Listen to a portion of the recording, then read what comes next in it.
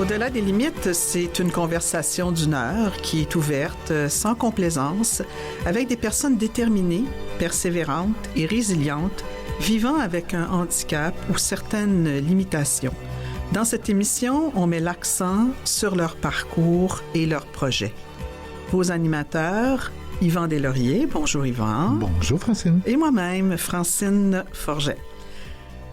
Chaque matin, notre invitée se réveille sans main ni pied. Puis chaque soir, elle doit enlever ses prothèses de bras et de jambes pour dormir. Mais ça n'a pas toujours été ainsi. Ce texte est extrait du couvert 4 du livre « Se relever sans main ni pied » qu'elle a publié aux éditions de Mortagne en 2020. L'auteur, que nous recevons aujourd'hui, Marisol Saint-Onge. Elle relate dans ce livre l'histoire de sa vie, surtout après qu'elle eut été infectée par la bactérie mangeuse de chair. Au cours de la prochaine heure, on ne parlera pas seulement de ça, loin de là. On va parcourir avec elle certains pans de sa vie. Elle est entrepreneure, artiste peintre, illustratrice, conférencière, chroniqueuse et, 3 petits points, elle insiste pour que je le dise ainsi, quadruple amputée. Alors, bonjour Marisol Saint-Onge. Bonjour, bonjour. Merci d'avoir accepté notre invitation. Un plaisir, merci d'avoir pensé à moi. Oui, c'est une belle journée pour se rencontrer, hein? Oui, en effet. C'est vrai, la température est pas si mal, et puis, tout va bien dans le monde, et c'est extraordinaire. Tout va extraordinaire. Oui. Je suis content que tu nous l'aies dit. Alors, on va commencer en parlant d'inclusion, c'est sûr, parce que c'est une cause qui t'est chère, parce de toute façon, on va en parler tout au long de l'entrevue, mais on va commencer avec la visibilité. Pourquoi? Parce que depuis 2012, et on y reviendra à cette année, tu as été beaucoup dans les médias. Tu as été à LCN, tu as été à des émissions phares comme Tout le monde en parle, le Journal de Montréal qui a quand même un grand tirage et d'autres journaux, dans les magazines dont celui de Véro, dans lequel tu as accordé une entrevue extrêmement touchante et même en la relisant aujourd'hui, ça crée le même effet, j'imagine, que ça a dû être à l'époque. Tu es aussi chroniqueuse hebdomadaire pour le Nouvelliste, mais en fait, je dis le Nouvelliste, mais toutes tes chroniques sont reprises dans les médias de la Coop de l'information, donc tu es diffusée partout à travers le Québec. Tu as fait 2 livres, « Quand l'Everest nous tombe sur la tête » et se relever sans main ni pied. Alors bref, Marisol, on te voit souvent. Est-ce que toi, parce que nous, on n'est pas tannés de te voir et de t'entendre parler, mais toi, là, est-ce que quand tu arrives pour faire une entrevue avec nous, là, aujourd'hui, est-ce que tu te dis, là, c'est une autre entrevue, qu'est-ce que je vais bien pouvoir raconter? Non, en fait, j'espère même avoir du temps pour raconter d'autres choses que le départ. C'est sûr que oui, je l'ai raconté souvent, là, comment ça m'est arrivé, mais je suis pas tannée pour autant. Honnêtement, si j'ai choisi d'être conférencière, de faire autant de partages via les livres, les réseaux sociaux, c'est justement pour sensibiliser, pour dédramatiser le handicap et de revenir à la base, comme moi, j'étais une non-handicapée avant d'avoir une maladie qui a amené la quadruple amputation. Mais ce regard-là, de passer de personne valide à invalide, ça amène quand même un angle de vue qui peut être profitable, je crois, pour la société. C'est pour ça que je suis pas du tout tannée, que j'ai toujours hâte à ces entrevues-là, puis que j'espère juste avoir le temps d'en dire plus. Est-ce qu'aujourd'hui... On est correct. Pardon? On est correct, oui. Est-ce qu'aujourd'hui, ce type d'intervention que tu fais, puis ça aussi, on va y revenir un peu plus tard dans tes conférences dans les écoles, entre autres, est-ce qu'aujourd'hui, tu le fais, je dirais, en ayant quand même un recul important? Est-ce qu'il y a moins d'émotions, je dirais, dans ces conférences aujourd'hui? Oui, heureusement que j'ai envie de rajouter parce qu'effectivement, les premières années en conférence, puis on a commencé très vite là, à donner des conférences. Il y avait 1 an à peine qui séparait de l'épreuve, de la maladie. Et j'avoue qu'au début, en tout cas, je me souviens surtout de la première que j'avais donnée. Les larmes étaient montées aux yeux, je les avais retenues, j'avais trouvé ça tellement difficile. Puis je me disais, mais pourquoi je me fais cette violence-là? Pourquoi est-ce que je m'impose ça? Parce que c'est de revivre effectivement l'histoire à chaque fois. Mais le recul des années, là, bientôt ça va faire 13 ans, oui, ça donne une distanciation avec les émotions, ça permet d'être un petit peu plus extérieur quand je le raconte, mais en même temps, je le raconte avec plein de sincérité. C'est pas que je le revis, mais quand je le raconte, je le ressens encore. Ouais. Est-ce que, au fil des années, quand tu t'adresses à des gens ou quand tu fais des entrevues comme aujourd'hui dans les médias, est-ce on met moins l'emphase sur ce qui t'est arrivé et plus sur ce que tu es devenu? Ah, ça prend du travail pour ça, parce que c'est sûr qu'on remonte souvent au départ. C'est aussi très, très marquant, là, j'avais 34 ans, tout à coup, se retrouver une jeune maman, artiste peintre, active, là, se retrouver tout à coup, plus de bras, plus de jambes, c'est sûr que ça frappe l'imaginaire. Mais oui, comme la vie a avancé, il y a tellement d'autres choses qui me préoccupent, qui m'arrivent, que j'ai envie d'avoir une plus grande conversation sur ce que c'est le handicap aujourd'hui, puis comment on peut bien le vivre, comment on peut vivre avec résilience, c'est quoi mes petits trucs. C'est plus rendu là que je suis maintenant aujourd'hui. Oui. T'es rendu là, mais il reste qu'il y a quand même deux autobiographies qui ont été publiées. Alors, c'est sûr que ça reste, hein? C'est des livres qui sont encore disponibles, qui sont encore distribués. Premièrement, je te demanderais, comment se fait qu'il y en a eu 2? Ah ben le premier, quand l'Everest nous tombe sur la tête, est quand même très différent de Se relever sans main ni pied, c'est-à-dire que c'est Alain qui fait la différence, mon conjoint. C'est lui qui a parti d'ailleurs ce projet-là de l'écriture. Moi, j'étais encore hospitalisée, qu'on en parlait, qu'on avait même trouvé le titre alors que j'étais toujours alitée à l'hôpital. Et lui, par les réseaux sociaux, la façon qu'il arrivait à gérer toutes ces émotions-là à ce moment-là, c'était beaucoup dans l'écriture. Et ça l'a amené tranquillement ce projet-là de livre. Et donc, lui a toute sa vision du proche aidant que je trouve tellement merveilleux qu'on ait ce livre-là pour lui donner cette parole-là. Parce que oui, on met souvent la lumière sur la personne qui vit les épreuves, bien sûr, mais il reste que celui qui l'accompagne ou celle qui l'accompagne pour d'autres a tellement un rôle important que de pouvoir lui donner la parole, de voir qu'est-ce que lui vivait au moment où moi, j'en vivais d'autres émotions. Je trouve que c'est très, très précieux. Et là, on était très collés sur l'épreuve quand on a écrit Quand l'Everest nous tombe sur la tête. Là. Donc, c'est un journal de bord au jour le jour. C'était presque une enquête pour nous de l'écrire, hein, de se dire qu'est-ce qui est arrivé cette journée-là. Puis on était dans les rapports médicaux, avec les calendriers jour après jour. Puis, dans le fond, on rapportait ce qui nous était arrivé, mais d'un narrateur à l'autre. Alors que Se relever sans main ni pied, ben, ça a été écrit comme un 5, 6, 7 ans après, alors que j'avais un plus grand recul sur les événements et que là, on aborde un peu plus le après plutôt que le pendant. Oui, le premier, si je t'entends bien, ça serait comme un journal de bord, alors que le deuxième, c'est une véritable autobiographie. Ah oui, on peut dire ça. Alors, il n'y a pas que les publications de cet ordre que tu as faites. Tu es aussi présente dans les médias par le biais d'une chronique. Comment c'est venu que tu en es rendu à chroniquer à toutes les semaines? Hein? C'est à toutes les semaines, cela là. Oui, depuis, on s'en va sur 3 ans, ou je l'ai-tu fait le 3 ans, en tout cas, oui, c'est une après l'autre, en effet. Alors, la façon que c'est arrivé, ça a été tout simplement le rédacteur en chef qui m'a contacté par une belle journée, comme ça, en surprise, et qui m'offre cette tribune-là. Et en raccrochant, moi, j'avais jamais écrit de cette façon-là, je tiens pas de blog non plus. Bon, je vais m'exprimer sur les réseaux sociaux, mais on s'entend que c'est des courts paragraphes. Et quand j'ai raccroché avec lui, je me suis dit, il m'a-tu vraiment dit un par semaine? Un article par semaine?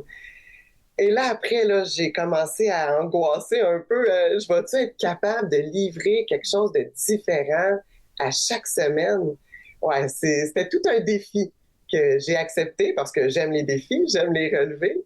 Et en même temps, ça m'apportait une grande opportunité de pouvoir sensibiliser les gens au handicap, puis surtout les gens qui ne le vivent pas, parce que ceux qui me lisent généralement, c'est pas des gens qui sont nécessairement des personnes handicapées ou qui en ont obligatoirement dans leur entourage. Fait que pour moi, ça, c'est très important de pouvoir ouvrir les yeux sur cette réalité-là qu'on parle pas suffisamment, à mon avis. Yvan aura une question pour toi. J'étais curieux de savoir, quand on t'a approché pour cette chronique-là, est-ce qu'on t'a approché spécifiquement sur le handicap? En fait, il m'a donné carte blanche. Il m'a carrément dit, t'as carte blanche. Tu t'exprimes sur ce que tu as envie. C'est certainement un journal local. Au départ, c'est Trois-Rivières. Donc, j'essayais de préciser souvent des trucs qui peuvent se passer comme ça dans mon coin, dans ma ville. Mais au-delà de ça, je peux toucher à la culture, je peux toucher à toutes sortes de sujets. Parfois, je tombe dans l'éducation. Moi, je vais quand même faire des ateliers dans les écoles. Je vois des réalités qui sont différentes de quand nous, on était à l'école. Et même, parfois, même quand j'écoute la télévision, il y a des choses que je vois, que j'ai envie de ramener, de discuter, d'avoir cet angle-là. Donc non, j'ai carte blanche. C'est sûr que ça revient souvent au handicap parce que ça fait partie de ma vie. Oui, c'est ça, oui. Pour le fun, c'est que je suis pas... il n'y a aucune obligation de rien. C'est simplement les sujets, peut-être d'actualité aussi, là, qui me font vibrer, que je peux écrire dessus, là-dessus. Ça complète de toute façon tout ce que tu postes sur les médias sociaux. Alors, ça termine notre premier segment. On va continuer après la courte pause avec Yvan et on va parler du 8 mars 2012, l'avant et l'après, et il ne sera pas question du tout de l'année de la femme.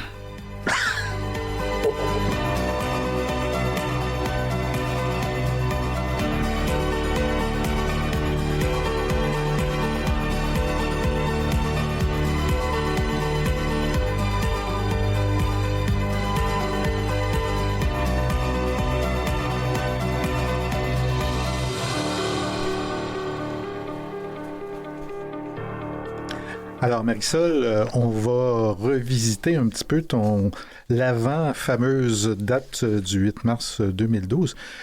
Tu étais très impliqué dans les arts. Qu'est-ce qui venait te chercher de ce côté-là?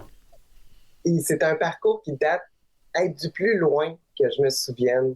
Tu sais, dans le fond, là, moi, j'ai commencé à m'intéresser aux arts quand j'étais...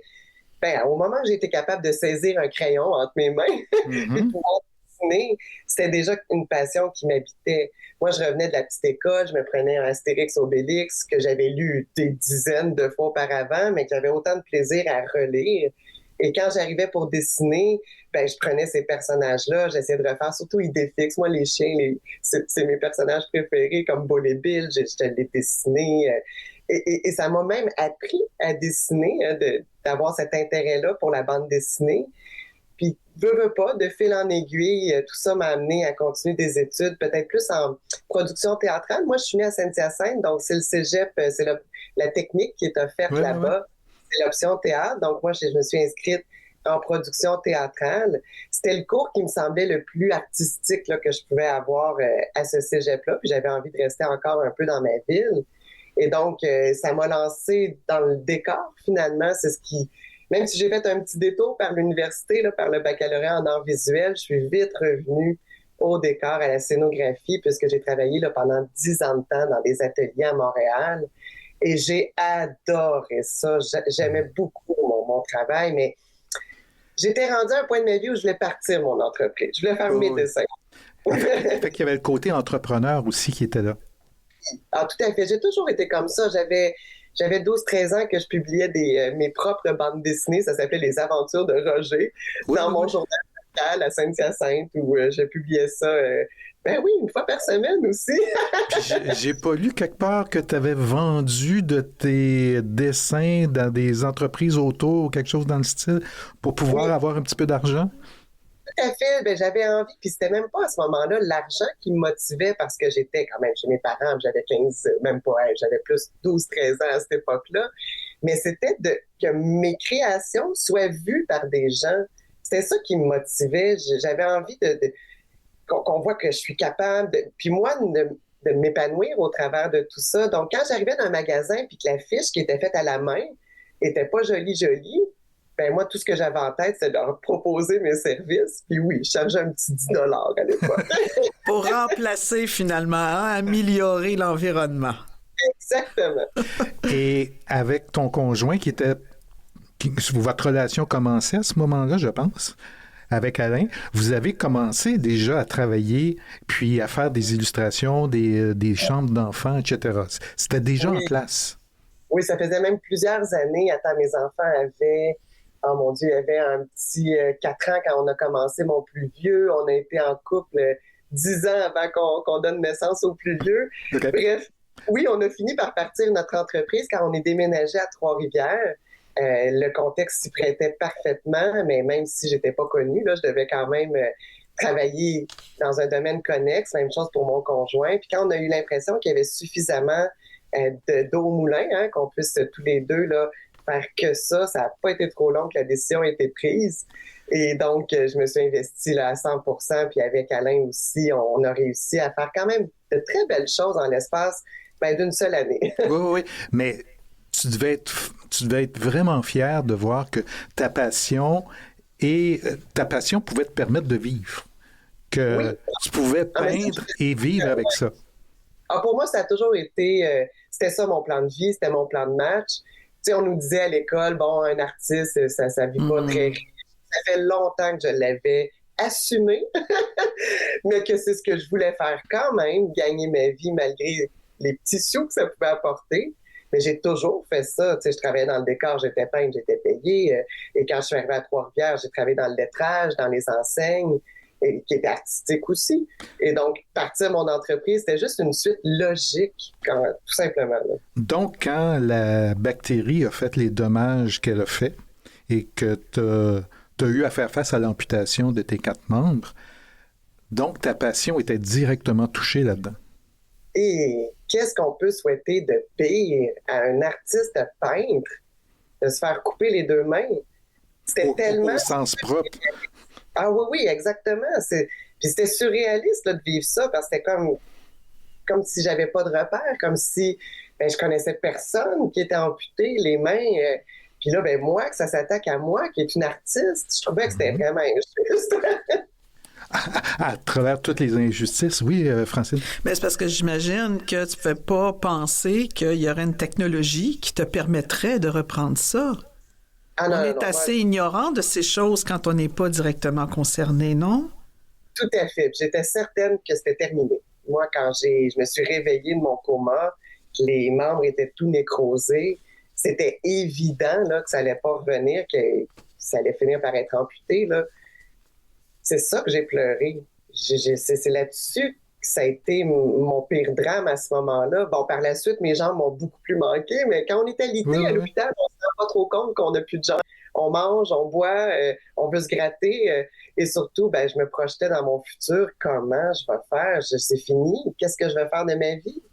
Je ne pourrais plus faire ce que j'aime. Fait que c'est sûr que c'était des gros deuils à traverser. Et là, tu as eu un soutien fantastique de ton conjoint, de Alain. Raconte-nous, Alain, dans cette période-là. Alain, il est très créatif. Tu sais, il y a des gens qui font appel à des ergothérapeutes. C'est un métier qui est très important. Moi, j'ai mon ergothérapeute personnel. que tu as choisi longtemps d'avance? Oui, longtemps d'avance. La vie est bien faite comme ça. Puis il y a toujours des bonnes idées. Puis pour lui, c'est... Je sais pas, il y a une façon de voir ça comme, regarde, on va s'arranger autrement. Fait que quand il a vu que ça me... il savait depuis le départ là, que j'étais extrêmement triste de ne plus pouvoir dessiner, de plus pouvoir peindre.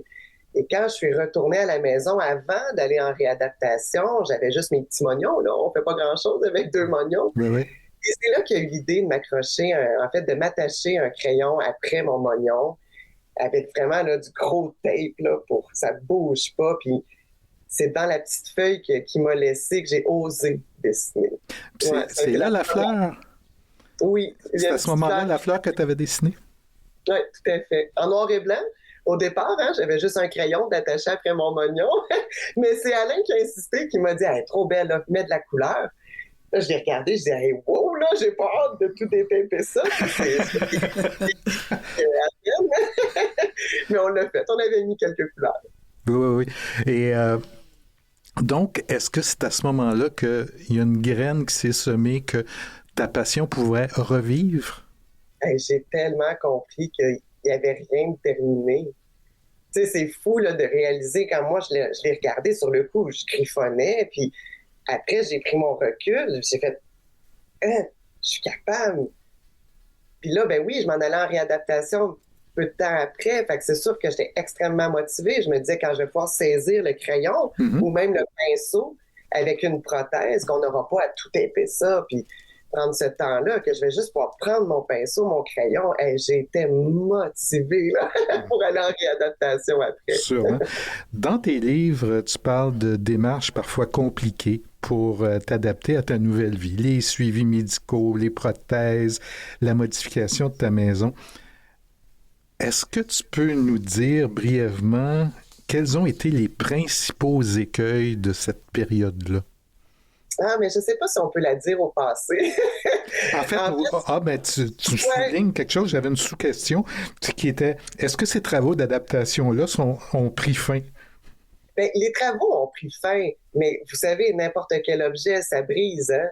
Fait que si on se dit un bidet, un monte-charge, 2 pinces, 2 prothèses de main, 2 prothèses de jambes, un fauteuil électrique, un autre fauteuil, c'est certain qu'il n'y a jamais quelque chose qui est 100% que j'ai la paix d'esprit. Là. J'ai toujours quelque chose qui est brisé, qu'il faut que je répare les emboîtures, les prothèses. Là, dernièrement, il y a eu des gens qui sont venus changer la batterie du monte-charge de l'ascenseur, si on veut, mais j'aime bien l'appeler un monte-charge parce que c'est le vacarme que ça fait. Là. Ah oui, c'est ça. Oui, c'est pas les ascenseurs qu'il y a dans les magasins, là. Dans les centres commerciaux qui sont silencieux, là, non, c'est pas ceux-là. C'est vraiment un bon monte-charge qui fait du bruit, mais je me plains pas, là. Imaginez, là, je peux aller dans mon sous-sol, je peux sortir à l'extérieur toute seule, c'est irremplaçable, là, ces équipements-là. Et donc, oui, les adaptations ont été faites, les murs ont été refaits, j'ai de l'espace pour circuler, je peux ouvrir, fermer une porte puisqu'elle rentre dans les cloisons. Ma salle de bain est tout adaptée, mais c'est ça, on a changé ma batterie dernièrement, mon bidet avait brisé une certaine fonction, on a dû la réparer. C'est un peu comme un feu roulant. Là. Oui. Prochainement, j'envoie mes 2 emboîtures chez mes prothésistes, donc non, c'est sans arrêt des... C'est comme avoir une vieille bagnole qu'on veut garder, là, qu'on n'a pas le choix, là, mais qui passe son temps à aller au garage. Oui. Mentalement, c'est épuisant. Il faut toujours que tu trouves des solutions pendant qu'elle est au garage. Hein? Là, dans une auto, il faut que tu trouves un livre, il faut que tu demandes à des amis. Bon, ben moi, quand que je me retrouve avec pas de bidet, il faut que je demande à quelqu'un. Hein? Ou si je me retrouve avec des prothèses qui sont les 2 brisées, comme dans le temps des fêtes, mes 2 poignets ont décidé de cesser de tourner d'un côté. Direct l'avant-veille de Noël. Donc, pour manger, moi, j'utilise mon rotateur. C'est un petit peu tannant là, que ça arrive le 23 décembre. Ça me fait penser que s'il y a une amélioration technologique importante pour tes prothèses, est-ce qu'on t'en avertit? Est-ce que tu peux changer la version 2.0 pour la version 3.0, là, quelque chose? Pour ce qui est des technologies, c'est si, admettons, quand arrive en fin de vie une prothèse. Puis là, la fin de vie, là, je vais vous dire que les fabricants de prothèses, ils l'ont rapide, la fin de vie. Ils ont compris que s'ils disent après 6-8 ans, on répare plus, ben on est obligé de racheter. Ouais. On s'en privera pas. Donc, naturellement, les compagnies ont adopté ça dans les 10 dernières années. Là. C'est assez récent, là, cette façon de procéder-là. Mais je m'en plains pas parce qu'effectivement, quand, mettons, mon équipement arrive en fin de vie, entre guillemets, il faut le changer. Donc là, on regarde où est rendue la technologie.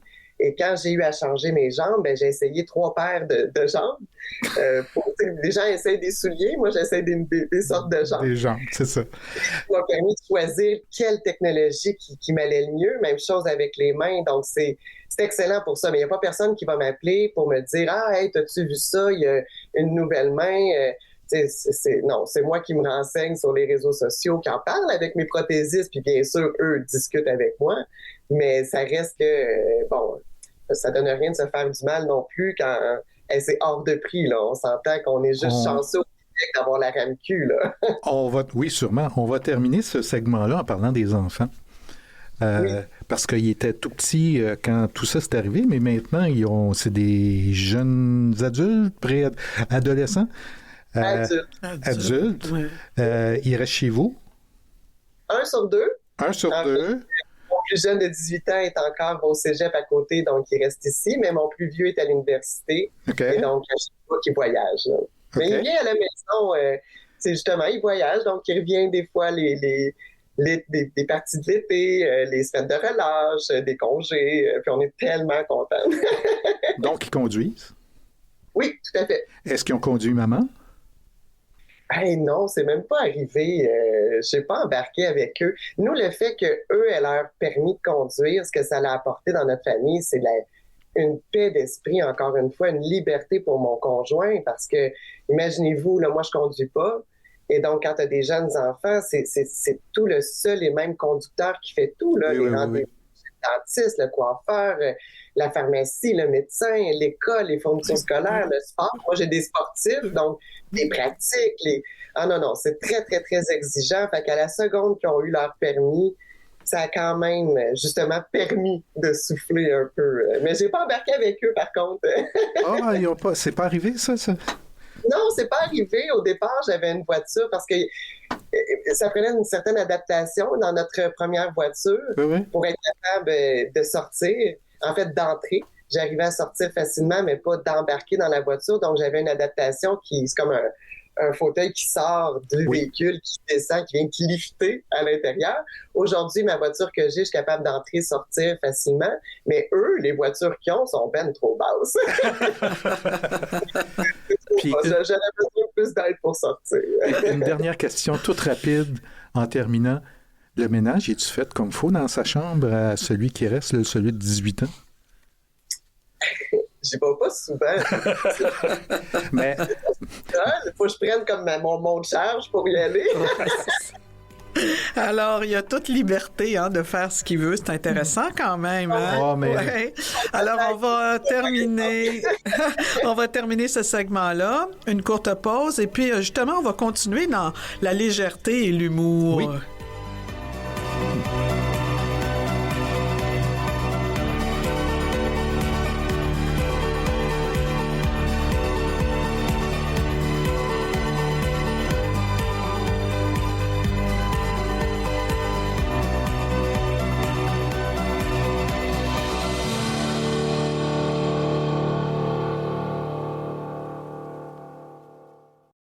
Vous écoutez Au-delà des limites avec Yvan Delory et Francine Forget.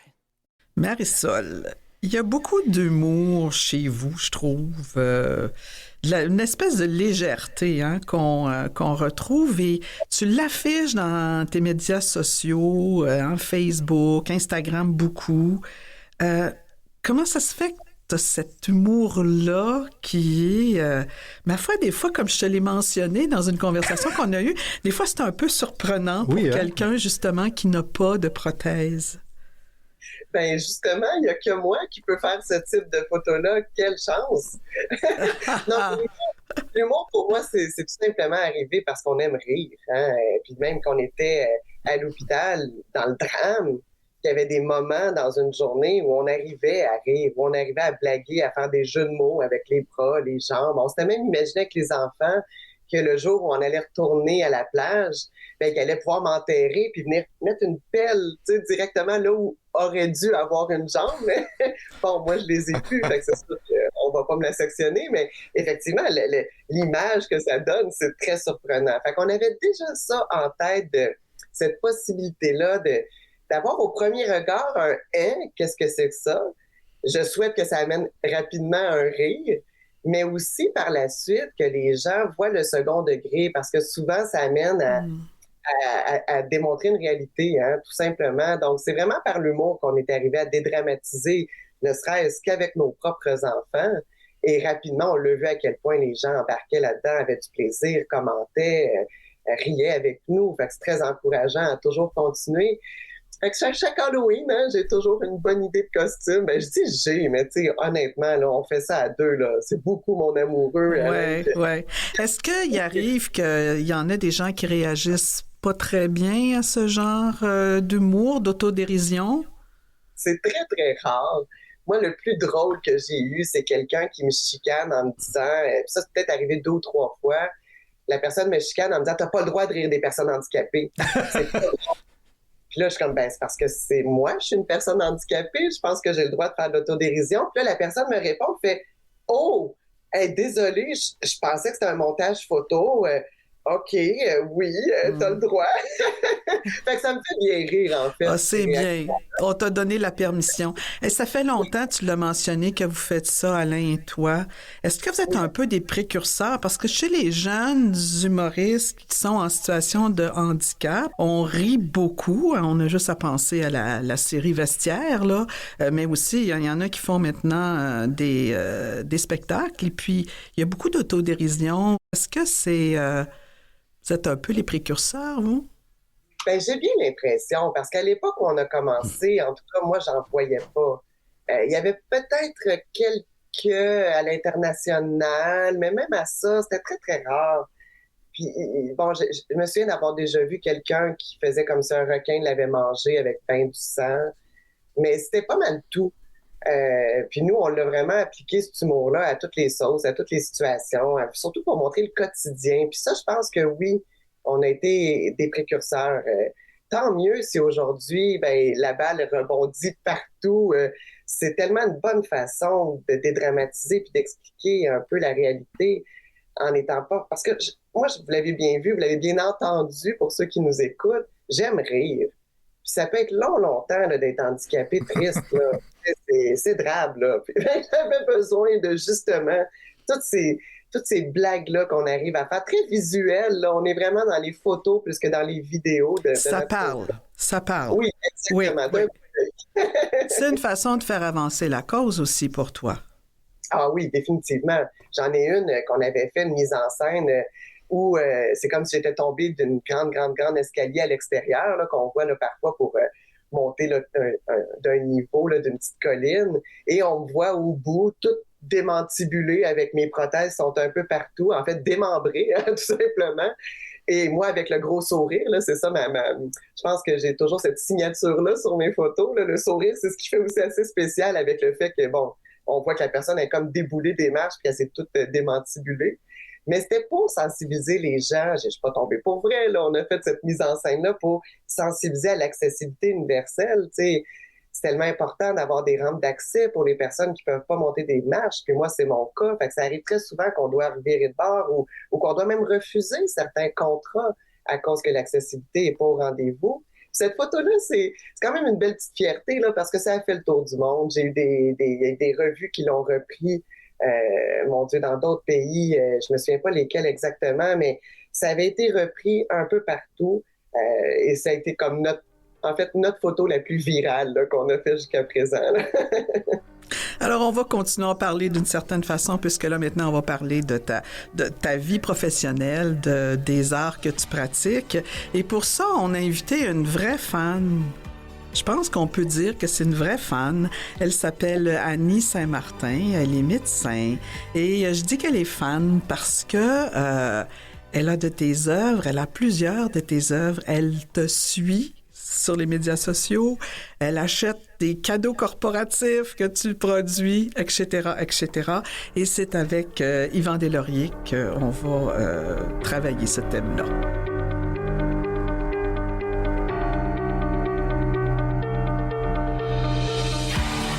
Bonjour, Madame Saint-Martin. Bonjour. Alors, racontez-nous comment vous avez rencontré la première fois Marisol. En fait, moi, je suis de Lévis et avec mes enfants, on était allés au Salon du Livre à Québec en 2014 quand ils ont fait pas l'exposition, désolée, quand ils ont montré leur premier livre qui était Quand l'Everest nous tombe sur la tête. Exact. Et à ce moment-là, quand nous, on passait dans les allées, on s'est rendu compte qu'il y avait vraiment un attroupement à côté d'eux. Fait que là, on s'est approchés, là, on a regardé un peu ce qui se passait. Et puis, Marisol, avec ses prothèses, faisait un peu déjà des choses exceptionnelles. Donc, elle était capable là, de faire des tours complets avec sa main. Et oui. Et à ce moment-là, elle avait une main, entre guillemets, normale, comme on peut le dire. Donc, elle avait ses 5 doigts. Et puis, elle pouvait donner la main aux gens. Fait que là, tu sais, ça démystifiait beaucoup déjà cette partie-là. Et elle m'avait autographié le livre. Moi, je suis pas une grande lectrice, même si je suis médecin. J'aime pas tant ça lire des romans ou des biographies mais je l'ai dévoré en une journée et quelques. Premièrement, il y avait une portion médicale dedans, mais surtout, bien entendu, la portion très humaine, très amour inconditionnel et en tout cas, fait que ça m'avait beaucoup, beaucoup, beaucoup touchée. Et par la suite, là, j'ai été comme vendue. C'était clair que ça devenait... Il en fallait plus. Oui, c'est ça. C'était vraiment au niveau humain, au niveau... c'était clair que pour moi, c'est une personne à qui je devais faire une continuité là, à ce niveau-là. Alors, c'est ça, elle était déjà sur les réseaux sociaux, donc en m'inscrivant, je voyais là, un peu ce qu'elle faisait. J'ai effectivement, moi aussi, vu son autodérision, l'humour. Puis là, j'essayais de commenter quand même assez souvent. Fait que là, je suis devenue, j'ai même eu une badge là, de super fan. Fait que ça, c'était bien drôle. Mais dans le fond, ça existe, ça a l'air de badge quoi? Oui. Ouais. Ça a l'air de quoi? Puis il y en a combien? Dans le fond, c'est que plus on commente des choses quand on est soit sur Facebook ou par la suite Instagram, parce que au départ, je pense qu'en 2013, je pense qu'Instagram... 2014, excusez, Instagram n'existait pas, là, je crois. Mais, dans le fond, plus on commente, des fois, ça peut être juste « wow » ou, tu sais, vraiment des phrases plus longues, là, mais oui, plus on commente, plus on est avec l'artiste, la personne qui fait l'espèce d'envoi. Bien là, à ce moment-là, l'ordinateur, donc Facebook ou Instagram, bien là, ils voient qu'on est actif. Puis là, à ce moment-là, bien, ils disent, vous avez eu plusieurs interventions, mettons, là, des fois, ils disent ça autrement. Puis là, ben, ils disent, vous avez une badge de super fan, souhaitez-vous l'accepter? Fait que là, quand on l'accepte, à côté de notre nom, il y a comme des fois un petit... un petit logo. Ouais. Je sais pas le nom. Des fois, ça peut être une médaille ou un trophée, ou en tout cas. Fait que c'est ça. Ah, mais je pensais que c'était Marisol qui avait créé une badge. Non. Parce que il me semble que ça aurait été dans le ton. Ah oui, ça aurait été bon, hein, c'est ça. T'aurais aimé ça, hein, Marisol? Malheureusement, on ne peut pas avoir toutes les mérites, là, mais c'est ça. Moi, les gens qui commentent souvent, je finis par apprendre leur nom. C'est pas une badge que je leur décerne, mais quand je les croise en personne, ça m'arrive de dire « Hey, c'est toi qui as un coucher de soleil hein, comme photo de profil. » Ah, c'est bon, c'est ça. Oui, c'est bon. Fait que c'est ça. Fait que là, par la suite, quand je pouvais, elle avait un site là, qui était Les Illuseurs, qui était même créé avant, malheureusement, son événement. Avant l'événement. Et là-dessus, je vais me faufiler. Marisol, Les Illuseurs, pourquoi ce nom? Les Illuseurs, c'était un jeu de mots avec illusion, illustration, puis lézard. On voulait pas se bloquer aucune avenue que ce soit, donc on englobait tout ce qui était artistique. Alors, on faisait des murales grand format, des chambres pour enfants, du commercial, mais aussi, parce que je dis Alain était avec moi dans l'entreprise, oui, bien sûr. Il fabriquait des petites lampes de chevet qu'on faisait en forme d'animaux. On avait vraiment un paquet de petits produits, là, des échelles de croissance. Donc, ça englobait tous les arts, finalement, avec des faux finis, d'où l'illusion aussi. Là. Mm-hmm. C'est un jeu de mots, finalement. D'accord. Alors, je suis allé voir sur le site Les Illuseurs et j'ai appris que tu avais donné 145 conférences Allume ta flamme, 169 conférences Regardez loin devant.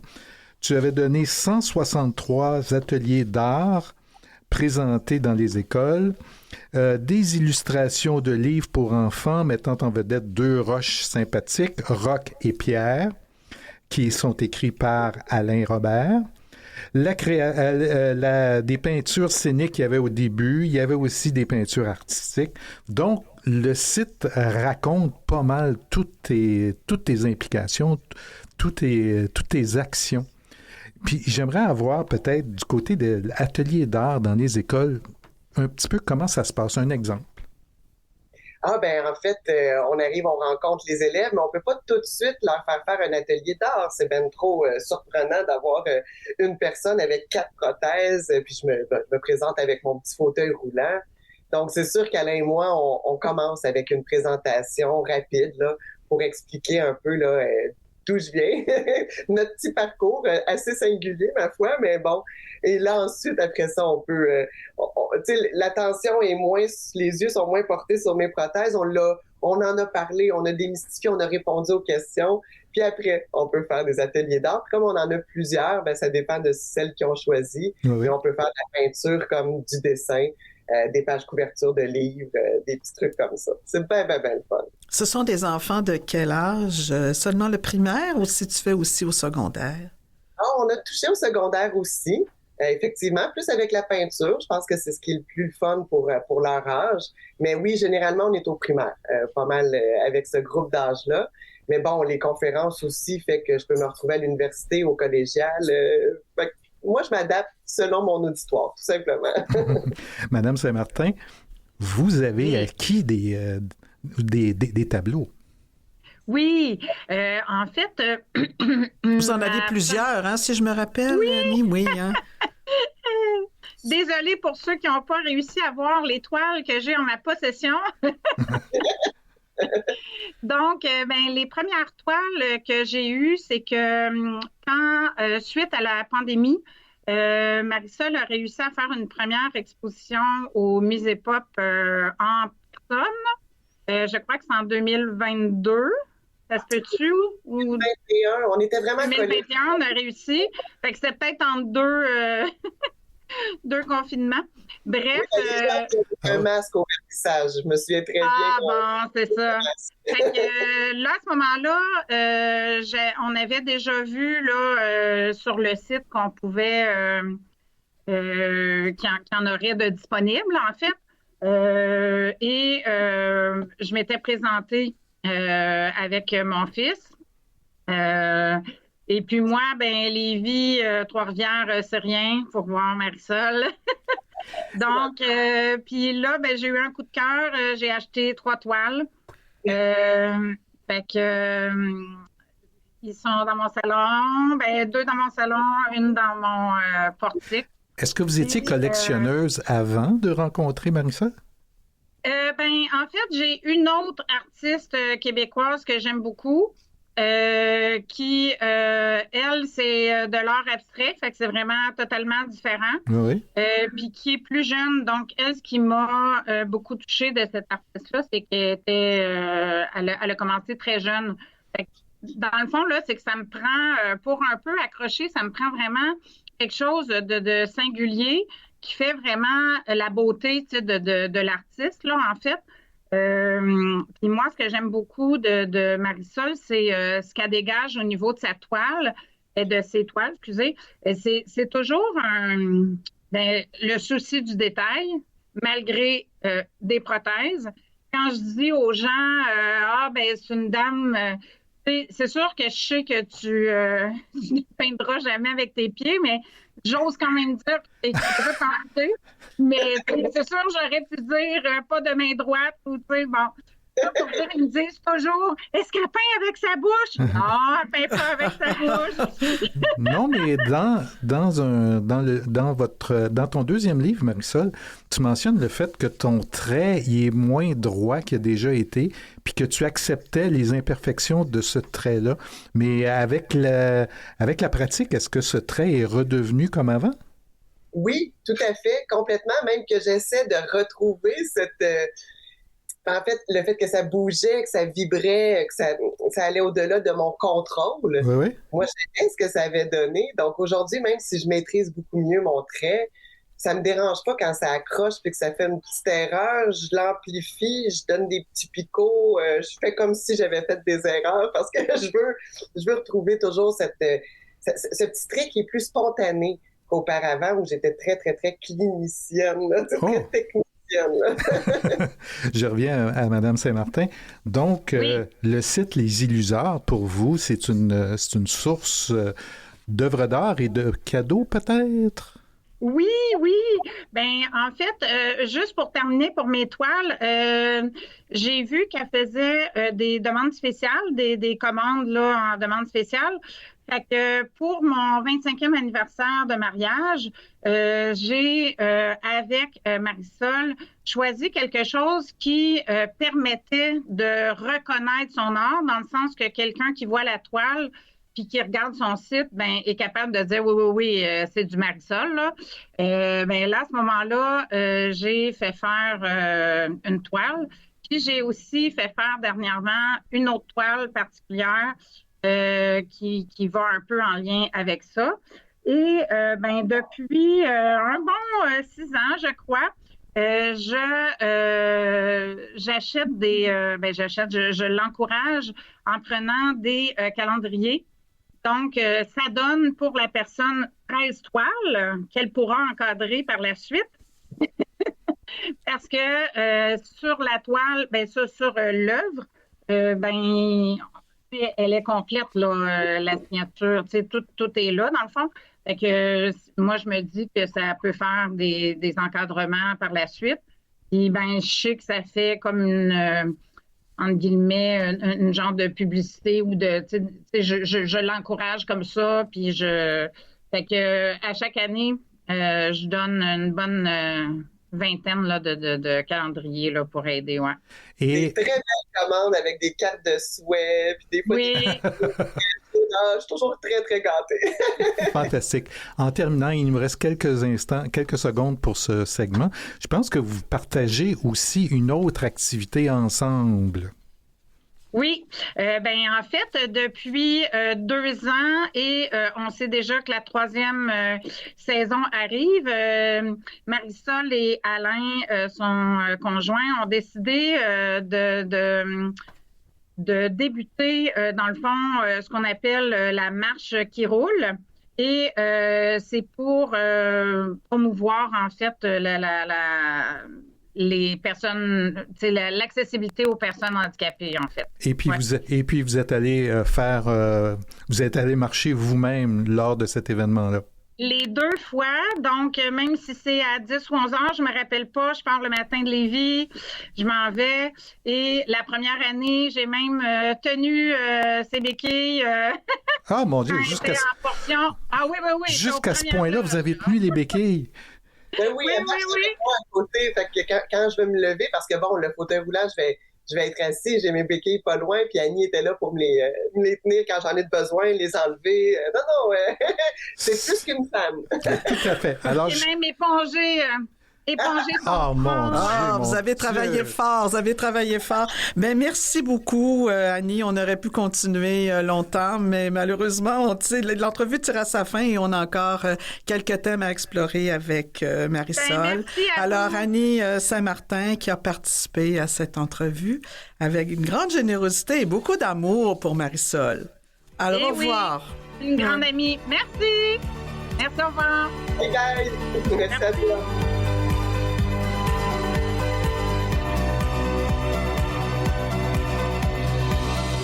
Yvan a déjà pas mal entamé le prochain segment. La marche qui roule, bon, j'aimerais peut-être que vous me parliez un petit peu, c'est-à-dire que tu me parles un petit peu de comment c'est né cette affaire-là. La marche qui roule, c'est né du cerveau à Alain, mon conjoint. C'est lui qui a eu cette idée-là en premier. Il trouvait qu'il n'y avait pas grandes activités où on voyait les personnes handicapées. Tu sais, parfois, on va faire des activités de financement pour les personnes handicapées, mais avec ces gens qui vivent toutes sortes de situations de handicap, soit dit en passant, autant physique, intellectuel, on a vraiment de tout. Ben, il me semble qu'on les voit pas. Puis, tu sais, on a entendu, nous, une statistique à un moment donné qui disait à l'époque, c'était, je pense, 16%, c'est rendu 22% de la société qui est en situation de handicap. Et comme 100% des gens sont à risque d'avoir un handicap, pas nécessairement permanent, pas nécessairement comme le mien, mais de vivre une situation de handicap dans leur vie.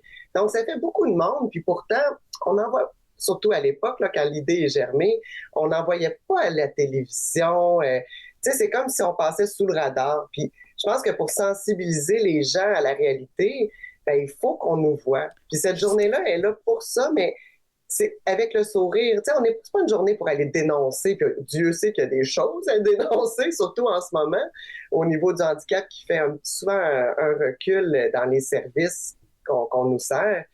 Mais bon, c'est pas cette journée-là. Cette journée-là, c'est pour marcher ensemble, sociabiliser ensemble, rire ensemble, puis montrer qu'on est un gros groupe, puis que malgré tous nos airs de poquer, hein, parce qu'on a tous quelque chose...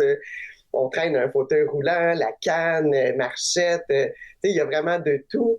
Ben, il reste qu'on est capable d'avancer, puis on a le sourire. Puis moi, cette image-là, la première fois qu'Alain m'a raconté qu'on pourrait faire ça, que ça serait super, puis en plus, il y avait eu l'idée de le faire sur le circuit du Grand Prix de Trois-Rivières. Fait que là, en même temps, on se prend pour des petits bolides de course, mais on prend la rue aussi, c'est aussi symbolique, parce que bon, le Grand Prix est un circuit sur une des rues à Trois-Rivières.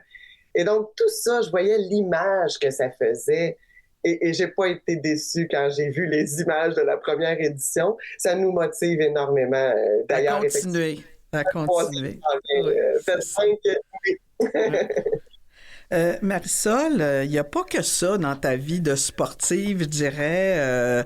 Depuis quelque temps, tu t'es donné un défi, hein? Un grand défi. Oui, j'ai rajouté, parce que je trouvais qu'ils disent, les médecins, Annie pourrait nous le confirmer, c'est 30 minutes d'activité par jour hein, qui est important de faire, puis surtout que de faire battre son cœur, une activité qui va être cardio. Bon, j'en faisais un petit 10-15 minutes en faisant des exercices le matin, pas tant cardio non plus, mais un peu pareil. Puis je trouvais qu'il manquait quelque chose l'hiver, parce que l'été, je peux beaucoup plus facilement marcher à l'extérieur. Pour moi, marcher, c'est un exercice cardio. Je suis dans ma petite piscine, je fais beaucoup d'exercices. Je suis là tous les jours que je peux, je suis dans la piscine. Mais l'hiver, c'est comme compliqué là, pour moi.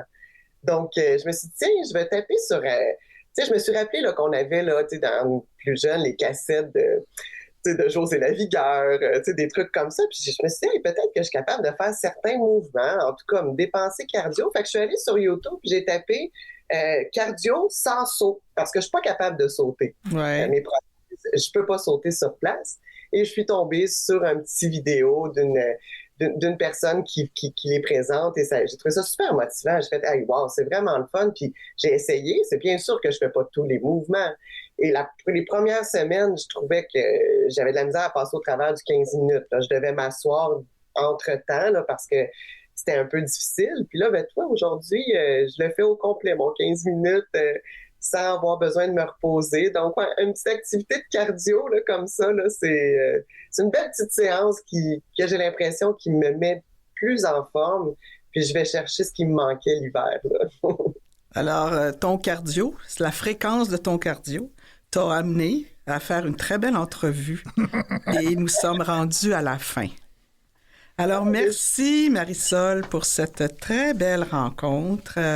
On a vécu au cours de l'heure beaucoup d'émotions hein, avec l'artiste que tu es. On a ri aussi, des rires bien sentis. Je te dirais que maintenant, je comprends mieux peut-être tout ton humour là, qui est exposé sur les médias sociaux. Et on a reçu aussi une bonne dose d'énergie parce que tu en donnes de l'énergie, probablement parce que dans ta façon de t'exprimer, hein, c'est vraiment vigoureux, c'est éclatant. Tu nous as fait entrer dans ta vie personnelle sans tabou, pas parce que tu veux qu'on parle de toi à tout prix, non. C'est que tu le fais par générosité pour tous ceux et celles qui sont en situation de handicap. Et là, ça, c'est sûr que quand on regarde dans tes chroniques, par exemple, et dans les messages que tu portes aussi régulièrement, que c'est une cause qui est importante pour toi et qu'il ne faut pas cesser d'en parler. Comme tu dis, il y a des périodes où c'est parfois plus difficile, comme celle que vous vivez présentement à cause des restrictions budgétaires.